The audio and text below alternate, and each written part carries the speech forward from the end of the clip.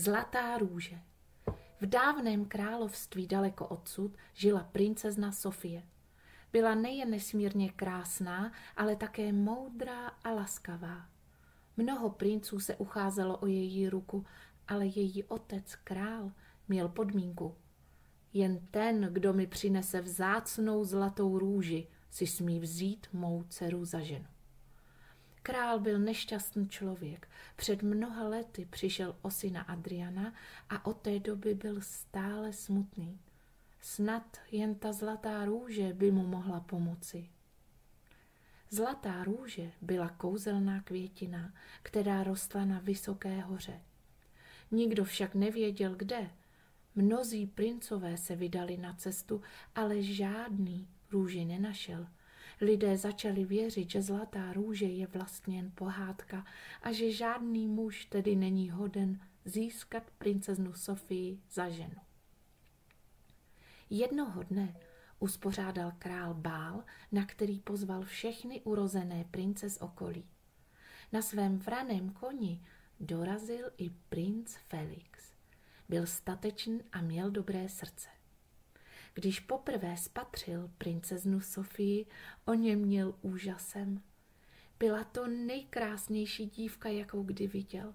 I vyzval ji k tanci a když zjistil, že princezna je nejen krásná, ale i milá a chytrá, jeho srdce zahořelo. I Sofii se zdál mladý princ okouzlující a tak není divu, že se do něho zamilovala. Netrvalo dlouho a jejich láska vzrostla tak, že začali pomýšlet na svatbu. Princezna přemlouvala svého tatínka, prosila i plakala. Král byl však neobnomný. Stále opakoval svou podmínku. Jen ten, kdo mi přinese vzácnou zlatou růži, si smí vzít mou dceru za ženu. Nedalo se nic dělat a tak se Felix rozhodl. Vydám se na cestu a kouzelnou zlatou růži králi přinesu. Věděl, že to nebude snadné, ale nebál se. V jeho srdci planula velká láska, která mu dodávala sílu i odvahu. Sofii nezbylo nic jiného, než souhlasit. Jedno mi však musíš slíbit, prosila. Nejpozději do roka se mi vrátíš. Felix se tomu jen zasmál a pravil. Do měsíce budu zpátky. Nasedl na svého koně a vydal se na cestu. Jel daleko přes hory a doly, přebrodil mnoho řek, až dojel k hustému lesu. I tu potkal babičku, ale nebyla to obyčejná babička, byla to čarodějnice. Jak se zdálo, byla moc nešťastná. 10 let už do mého lesa nikdo nezabloudil. Ani popovídat si se mnou nikdo nepřijde. A to já si s vámi rád popovídám, babičko, řekl Felix. Sedli si spolu na 2 mechem porostlé kameny a povídali a povídali. A tak se Felix staré čarodějnici svěřil, že hledá zlatou růži. Proč si to neřekl dříve, mládenče, řekla čarodějnice.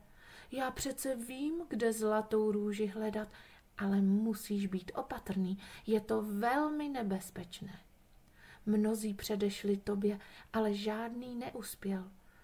Proč pak chceš zlatou růži získat? Chceš snad zbohatnout? Ale ne, řekl Felix, nechci růži pro slávu ani bohatství, chci ji pro Sofinku, mojí nevěstu, protože věřím v pravou lásku. Čarodějnice se pousmála a podala mu malý stříbrný prsten. Tento prsten tě ochrání, ale jen pokud tvé srdce zůstane čisté. Jdi a buď opatrný. Ještě mu ukázala cestu a pak zmizela, jak to už čarodějnice dělávají. Felix šel tedy dál a po mnoha dnech dorazil k vysoké hoře. Vydal se nahoru, prodíral se hustým křovím, kamení se pod ním drolilo. Výstup byl tak strmý a nebezpečný, ale Felix to nevzdal. Když dorazil konečně na vrchol, vydechl úžasem. Ve zlatém altánku zde rostla zlatá růže. Zářila jako slunce. A tak vzal princ meč a chtěl růži uříznout, když v tom ze země vyšlehl plamen a objevil se tu obrovský drak se žhavýma rudýma očima. Ty jsi chtěl utrhnout moji růži, cizinče. Už chtěl drak na prince zaútočit. Určitě by ho mohl spolknout jako malinu, ale v tom Felix odložil meč a odevzdaně povídal. Ano, přiznávám se, chtěl jsem zlatou růži utrhnout, ale nechci ji pro sebe, nechci slávu ani bohatství. Chci moji Sofinku za ženu a bez téhle růže ji nedostanu. Drak se na chvíli odmlčel a pak se jeho oči změnily, už nehořely hněvem, spíš pochopením. Koukal se na Felixe a pravil. Jen ten, kdo je ochoten obětovat vše pro lásku, může získat tuto růži. Felix se postavil pevně a řekl, pokud je třeba, obětuj i svůj život.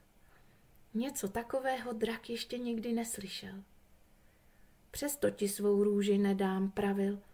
Musel bys mi přinést kouzelný stříbrný prsten, který vlastní moje kmotřička. Tu jsem ale už déle než 10 let neviděl, nemohu k ní. Můj oheň by podpálil les, ve kterém žije, a to nechci. To ona neproměnila v draka. Byl jsem královský syn, rozmazlený, pyšný a neposlušný. Nebylo se mnou k vydržení.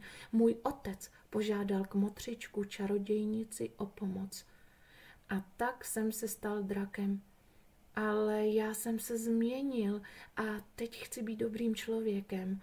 Získám-li tento prsten, určitě se mi to podaří. Najednou si Felix vzpomněl na dárek od čarodějnice a vykřikl, vždyť já ten prsten pro tebe mám. Hodil drakovi prsten a ten se zaradoval. Natáhl ho na prst, ze země vyšlehl oheň a z draka se stal obyčejný mladík.